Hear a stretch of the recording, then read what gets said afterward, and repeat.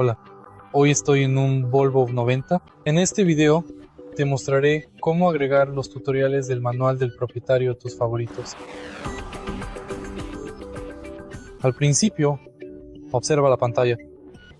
Desliza hacia arriba y ve al manual del propietario. Luego busca el tutorial que más te interese, por ejemplo el de exterior.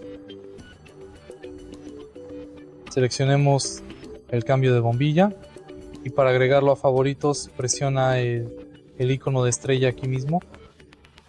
Ahora puedes volver rápidamente al tutorial.